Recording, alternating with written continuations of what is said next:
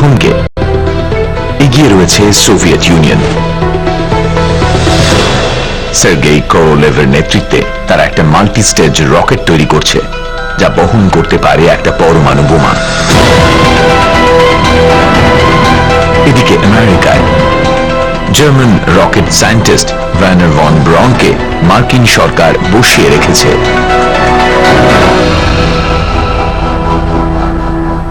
কিন্তু তিনি আর চুপ করে বসে থাকতে চাইছেন না।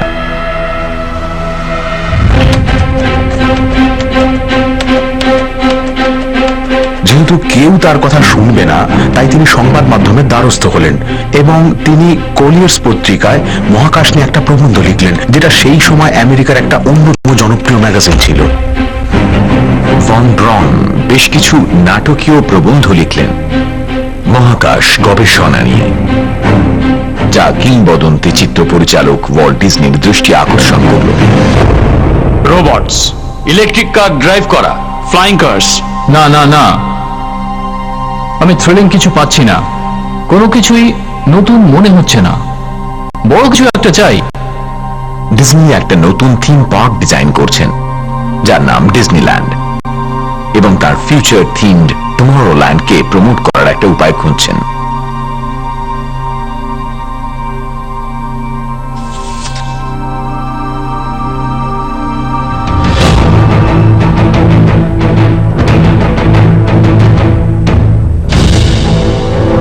ডিজনি একজন শোম্যান। তিনি ভন ব্রাউনের মধ্যে তার নতুন থিম পার্ককে জনপ্রিয় করার একটা সম্ভাবনা দেখতে পেলেন, যেটা তিনি ক্যালিফোর্নিয়ার কমলালেবুর বাগানে তৈরি করেছিলেন। আপনি কি কখনো চাঁদে যাওয়ার স্বপ্ন দেখেছেন? সেই স্বপ্নটা সত্যি হতে চলেছে ডক্টর ওয়ার্নার ভন ব্রাউনের মতো অসাধারণ প্রতিভাবানদের হাত ধরে। 4,20,00,000-এরও বেশি আমেরিকান ডিজনির প্রাইম টাইম সম্প্রচারে ভন ব্রাউনের উপস্থিতি দেখলেন, আর ওই মহাকাশ যানটা কক্ষপথে এবং তিনি আশা করেন যে আমেরিকাকে মহাকাশে নিয়ে যাওয়ার পক্ষে এটা যথেষ্ট। মানুষের 5 দিন সময় লাগে প্রায় 3,86,000 কিলোমিটার অতিক্রম করে চাঁদে পৌঁছতে এই ধরনের স্পেসশিপের সাহায্য নিয়ে। বাইকোনো কসমোড্রোম। সোভিয়েত ইউনিয়নে সার্গেই কোরোলেভ পরমাণু বসানো একটা মাল্টি স্টেজ রকেট তৈরি করছেন, যেটা আমেরিকাতে আঘাত হানতে পারে। বেশ কয়েক বছর ধরে তৈরি হওয়ার পর কোরোলেভের R7 রকেট তার প্রথম উৎক্ষেপণের জন্য অবশেষে তৈরি।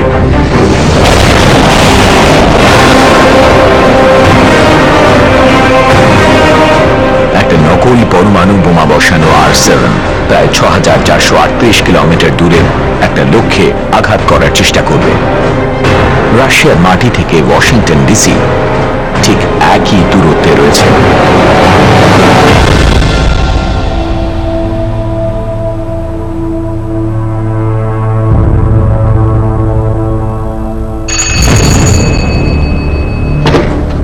কোরোলেভের কাছে একটা সফল আঘাতের উপর সবকিছু নির্ভর করছে।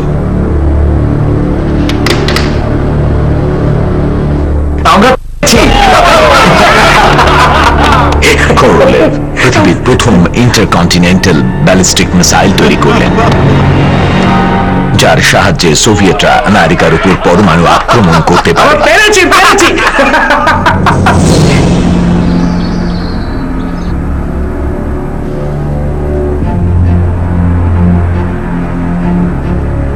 আমাদের ওখানকার লোকজন কি বলছে? সকাল 9টার মধ্যে আমরা নতুন তথ্য পাবো। মার্কিন রাষ্ট্রপতি ডোয়াইট আইজেনহাওয়ারের কাছে এই খবরটা বেশ আশঙ্কার। তার নিজের প্রোগ্রাম দরকার, কিন্তু সেরা বৈজ্ঞানিককে নিয়োগ করাটা রাজনৈতিক আত্মহত্যার সমান হবে। জার্মান বংশোদ্ভূত হওয়ার কারণে ভন ব্রাউনকে আইসিবিএম প্রোগ্রাম থেকে বাদ দিয়ে দেওয়া হয়। মিসাইল প্রযুক্তি উন্নত করার ব্যাপারে আইজেনহাওয়ার প্রচন্ডভাবে আগ্রহী ছিলেন, কিন্তু তিনি নিঃসন্দেহে জার্মানদের দূরে সরিয়ে রাখতে চেয়েছিলেন। কিন্তু আমেরিকার রকেট প্রোগ্রাম যখন সবে শুরু হচ্ছে, সোভিয়েত ইউনিয়ন খুব দ্রুত এগিয়ে চলেছে। এখন তার কাছে যখন একটা কার্যকরী দূরপাল্লার রকেট রয়েছে, কোরোলেভ কক্ষপথে প্রথম উপগ্রহ পাঠানোর মাধ্যমে জনসমক্ষে সোভিয়েতদের শ্রেষ্ঠত্ব প্রমাণ করে আমেরিকাকে একটা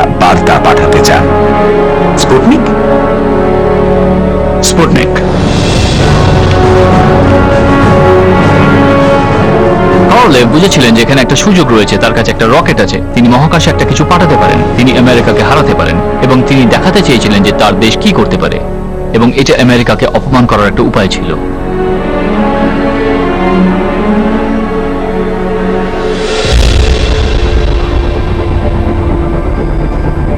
স্পুটনিকের ওজন 90 কেজিরও কম। তাতে শুধু একটা রেডিও ট্রান্সমিটার, থার্মোমিটার এবং ব্যাটারি রয়েছে। এটা তৈরি করতে সময় লেগেছে মাত্র 1 মাস।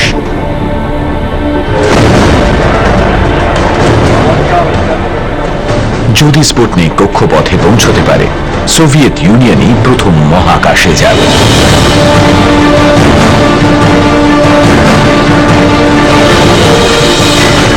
ইগনিশন অন সিকোয়েন্স শুরু হয়েছে। 4 3 2 1।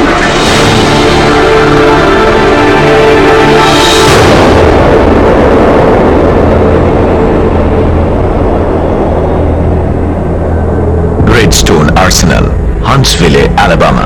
সোভিয়েতরা পেরেছে, ওরা কক্ষপথে। খবরটা ঠিক তো? হ্যাঁ।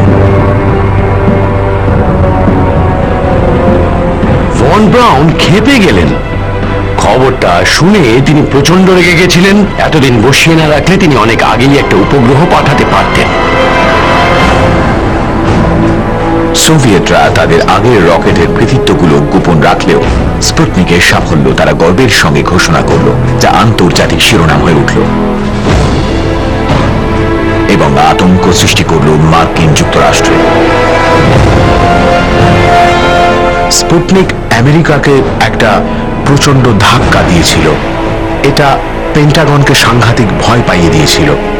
মহাকাশে একটা উপগ্রহ পাঠানোর মানে তাদের কাছে এমন একটা রকেট আছে যা সহজেই আটলান্টিক পেরিয়ে আমেরিকার যে কোনো জায়গায় আঘাত করার ক্ষমতা রাখে।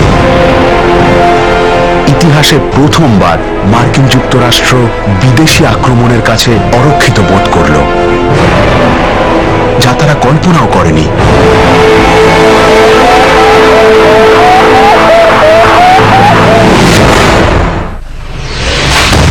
গ্যাগারিনকে কক্ষপথে পাঠানোটা একটা দারুণ সাফল্য।